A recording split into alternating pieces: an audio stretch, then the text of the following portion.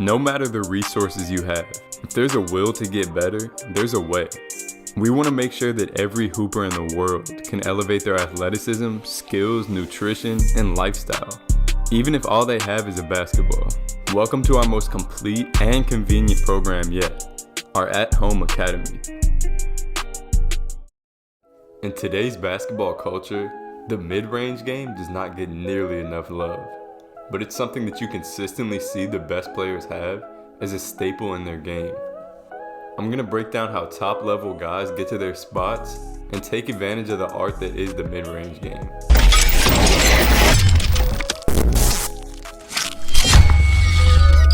Alright, so first, if I had to choose one key to getting shots off in the mid-range, it's getting that defender to turn their hips. This is really what most of it comes down to. Once they feel like you have an advantage, defenders are likely going to turn their hips to cut you off and beat you to that spot. And when they're in that sprint, it's going to take longer for them to decelerate and get up into the air when you raise up. Plus, the mid-range is when defenders are most likely to turn their hips, because you're closer to the basket and they're feeling like if he gets past, he's right to the bucket. So they sell out. But every turn of the hips isn't the same.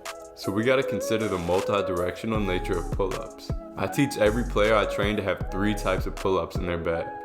A long pull-up to really separate from that defender. A lateral pull-up to escape from a defender who's more towards their side.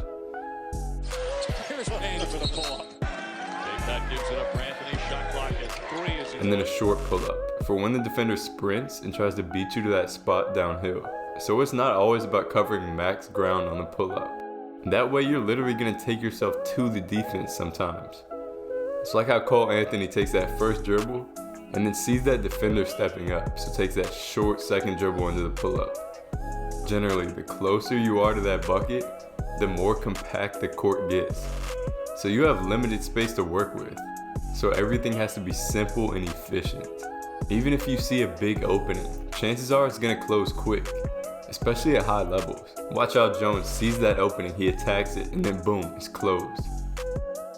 Note that many times in the NBA, you have much more room for moving laterally and maneuvering through the mid-range area, which is why I'm using mostly college players. Sometimes you will have the leeway to go laterally on escape moves, but you got to be aware of your surroundings.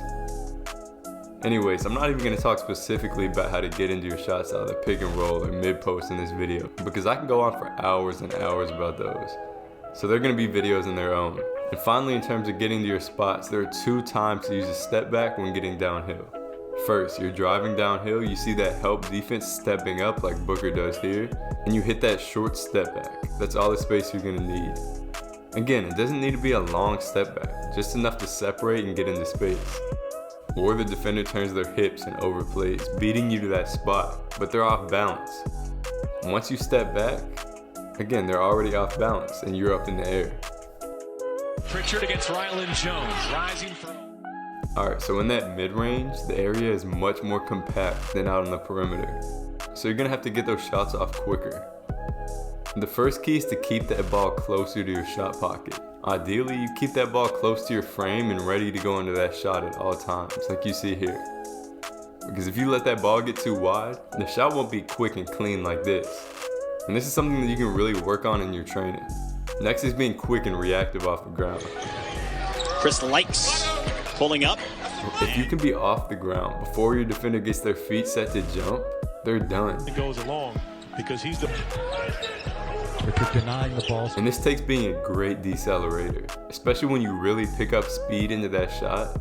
Being able to plant and raise up quickly is huge. Playing their game right now. McClung, pull up. At some point though, you can't really improve the speed of that shot significantly anymore. So having a higher set point on your pull-ups is key.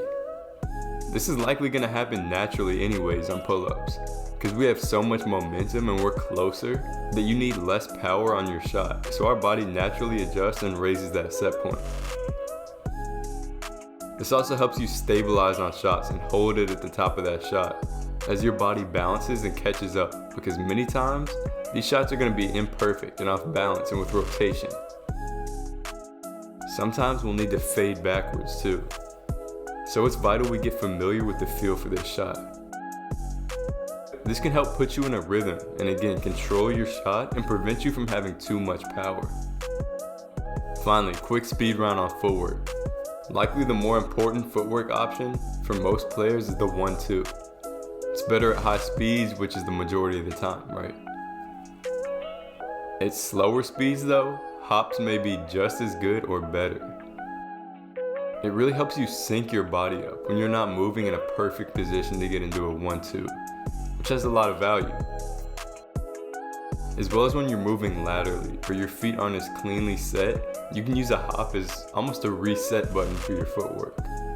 But be ready for imperfection at all times. Sometimes you won't have time to get that back foot around, like Jones here. Or you may end up with your feet a bit narrow.